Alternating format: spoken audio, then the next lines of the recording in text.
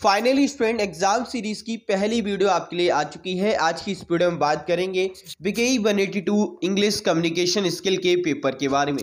Overall paper कैसा आएगा, क्या आपको पढ़ना है, क्वेश्चन प्लस उनके आंसर्स भी आज की इस वीडियो में आपको मिलने वाले हैं। सो वीडियो काफ़ी इंपॉर्टेंट रहेगी आपके एग्जाम पॉइंट ऑफ व्यू से। अगर आपके पास में ये कोर्स बीकेई 182 इंग्लिश कम्युनिकेशन स्किल है तो आज की इस वीडियो को बिल्कुल भी स्किप मत करना। साथ ही चैनल पर पहली बार आए हो मेक श्योर आप चैनल को जरूर से सब्सक्राइब करें, बेल आइकन दबा लें ताकि लेटेस्ट अपडेट आपको सबसे पहले मिलती रहे। आज स्टूडेंट बात करते हैं एक एक करके सभी पॉइंट्स पर। फर्स्ट ऑफ ऑल आपको पेपर का लुक दे देता हूं कि ओवरऑल क्वेश्चन पेपर आपको कैसा आता है इस कोर्स के रिगार्डिंग। तो पेपर की बात करें, ये बीकेई 182 जो कि CBCS कोर्सेज आपके सभी जो कि PAG है, BSc है, BCom है, सभी के लिए एक कॉमन पेपर रहता है।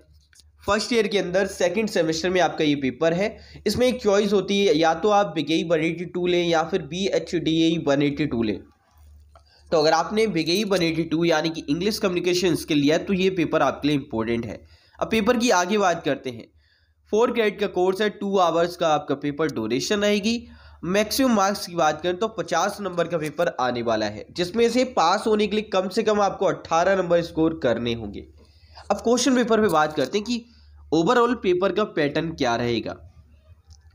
नोट सेक्शन की बात करें, all question are compulsory. Question number 1 to carry 20 marks.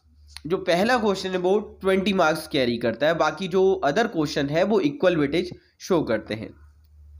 पहले क्वेश्चन में बात करें तो इसमें आपको कोई भी 4 क्वेश्चन करने हैं। हर एक क्वेश्चन की वेटेज 5 मार्क्स है, यानी कि 20 मार्क्स का आपका ये एक सेक्शन हो जाता है। एक इंपॉर्टेंट बात कि भाई जो आपको आंसर करेंगे आप लोग, उसकी मैक्सिमम वेटेज 100 होनी चाहिए, यानी कि इस आंसर को आप जितना हो सके 90 से 110 या फिर आप 120 के बीच में ही समाप्त करें। उससे अबव ले जाएंगे दैट मीन्स आपके नंबर कटने के चांसेस बढ़ जाएंगे। ओके, ऑल राइट, नेक्स्ट पे बात करते हैं जो कि काफ़ी इंपॉर्टेंट है। सेकंड क्वेश्चन की बात करें तो ये आपका 10 मार्क्स का रहेगा, जिसमें आपको एक फॉर्मल लेटर लिखना है। और फॉर्मल लेटर लिखने का आप फॉर्मेट याद कर लेना, बिकॉज ये काफ़ी इंपॉर्टेंट रहेगा। और आने वाले टाइम में फॉर्मल लेटर कैसे लिखना है इसको लेकर वीडियो मिल जाएगी, सो आप जरूर से चेकआउट करें। जो थर्ड क्वेश्चन है वो भी आपका 10 मार्क्स का है। इसमें आप देखेंगे, इसमें आपको एक प्रेजेंटेशन तैयार करनी है, how to prepare for job interview. 5 minutes की प्रेजेंटेशन जो आपको प्रिपेयर करनी होगी। अभी मैं बताऊंगा कैसे प्रिपेयर की जाती हैं, वो टर्म्स भी आपके साथ में डिस्कस करेंगे। नेक्स्ट क्वेश्चन है हमारा, राइट ए ग्रुप डिस्कशन। देखिए असाइनमेंट में भी दी गई हैं और एग्जाम में भी कई बार पूछी जाती हैं। 2 टॉपिक हैं, किसी पर भी आपको किसी में एक पर भी लिखनी है। जैसे social media making us less social. अब आपको पता है कि मोबाइल फ़ोन में इंगेज रहने से हम कहीं ना कहीं जो अदर लाइफ है उसे कहीं ना कहीं भूल चुके हैं। आजकल लोगों को हाई मोबाइल फ़ोन पे ज़्यादा सेंड किया जाता है, डायरेक्टली मिल के बात करना पॉसिबल नहीं होता है। इसके बाद में अनदर क्वेश्चन है, can money make us happy.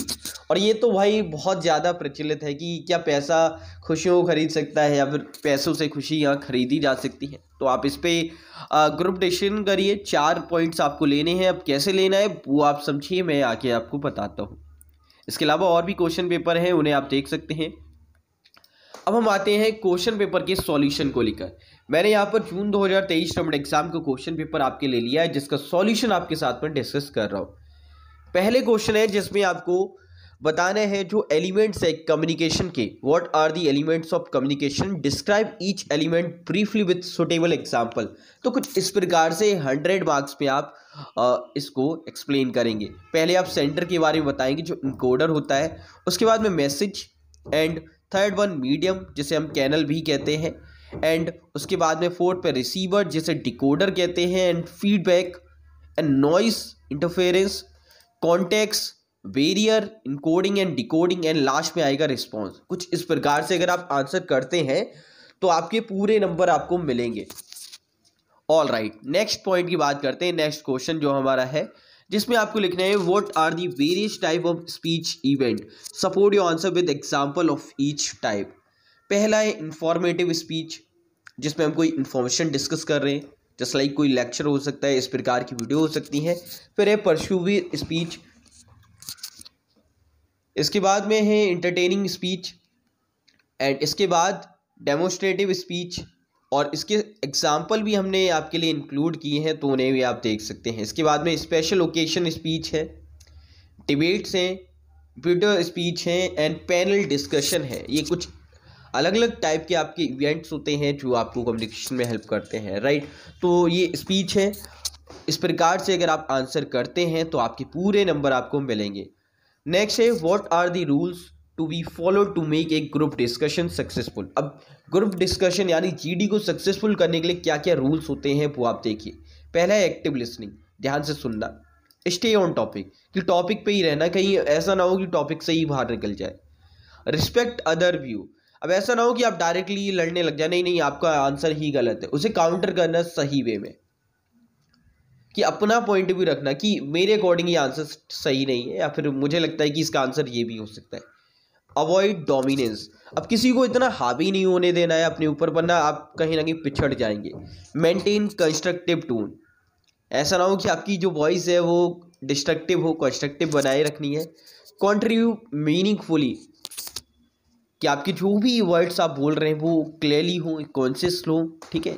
Manage time effectively, ऐसा ना हो कि आप एक वर्ड को बोलने में काफ़ी समय ले रहे हैं, आपको एक टाइम लिमिट भी रखनी है, एक शॉर्ट समरी में आंसर करें।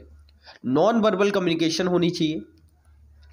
सी कॉन्शियस होना चाहिए। एंड समराइज एंड कंक्लूड, की पॉइंट्स को आप समराइज करें और इसे कंक्लूड करें। इस प्रकार से अगर आप आंसर करते हो पॉइंट वाइज तो यार आपके नंबर बिल्कुल नहीं कटेंगे। नेक्स्ट पॉइंट की बात करते हैं।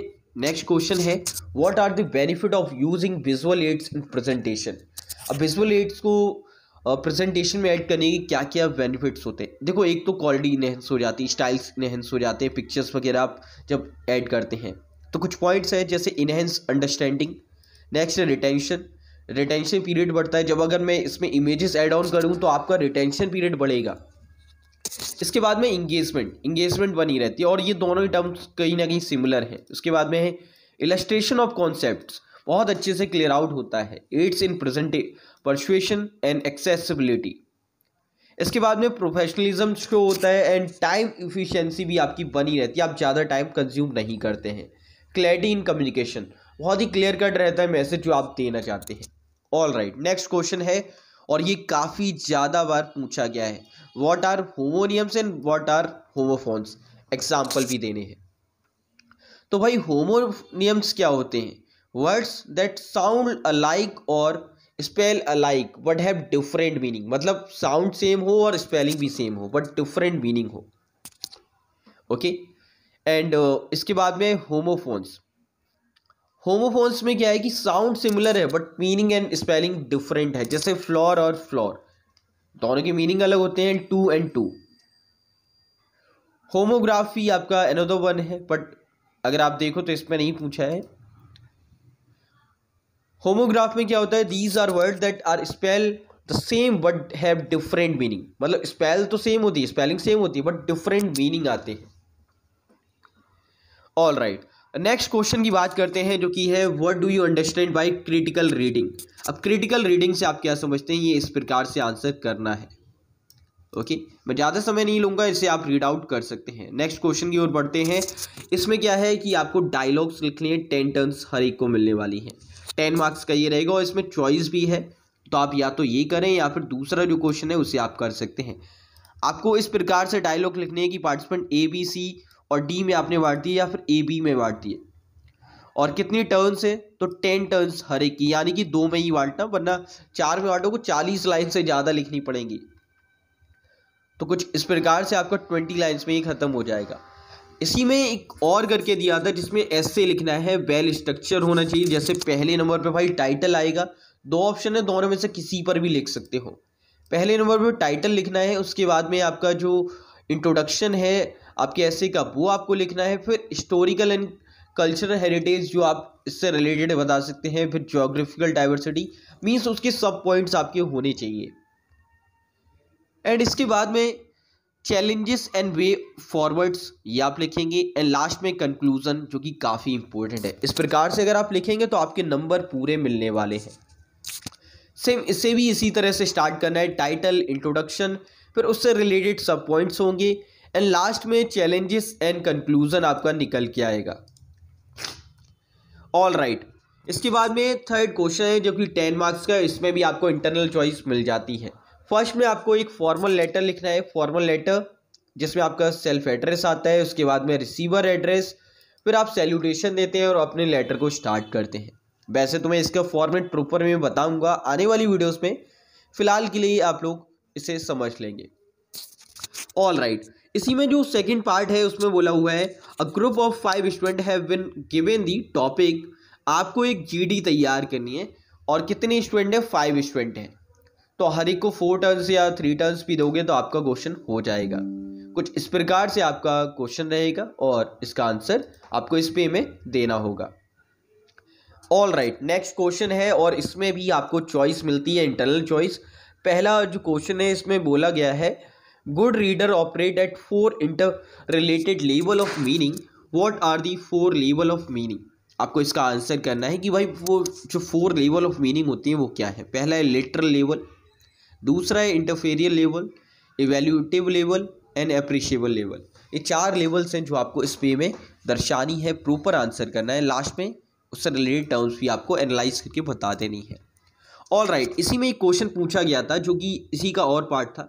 How does written communication differ from oral communication, मतलब जो रिटन वे में है और जो ओरली हम बात करते हैं उन दोनों में क्या डिफरेंस है। इसके अलावा डिस्क्राइब करनी थी 3 सिचुएशन जो प्रेफर करें written communication and explain the reason for your choice, कि भाई जो रिटन कम्युनिकेशन है वो ज़्यादा अच्छी है as compare to oral communication. All right, तो मीडियम आपका ये आपका रहेगा। दूसरा परमानेंट रिकॉर्ड रहता है अगर रिटन में आप कह रहे हो। नॉन वर्बल कॉजेज होते हैं। इसके अलावा अब हम जब प्रेफर कर रहे हैं तो वो सिचुएशन जैसे फॉर्मल डॉक्यूमेंट, उसके बाद कॉम्प्लेक्स इंस्ट्रक्शन ऑफ प्रोसीजर जो कि रिटर्न में है तो ज़्यादा अच्छा है। सेंसिटिव ऑफ कॉन्फिडेंशियल इंफॉर्मेशन जो कि आपकी रिटर्न में है तो वैलिड है, प्रूफेबल है। ऑल राइट, तो इस पे में आप आंसर करेंगे इसका। तो ये रहते हैं भाई आपके ओवरऑल क्वेश्चंस जो हमने डिस्कस किए। तो आपके 4 क्वेश्चंस हैं इसमें और इन सब में आपको चॉइस मिल जाती है। ये है आपका PKE 182 का क्वेश्चन पेपर जून 2023 का जो हमने डिस्कस किया आपके साथ में। होप कि आपको क्लियर आउट होगा। आने वाले टाइम में आपको और वीडियोस मिलेंगी। बाकी सॉल्यूशंस पेपर्स के आपको आने वाले टाइम में मिल जाएंगे।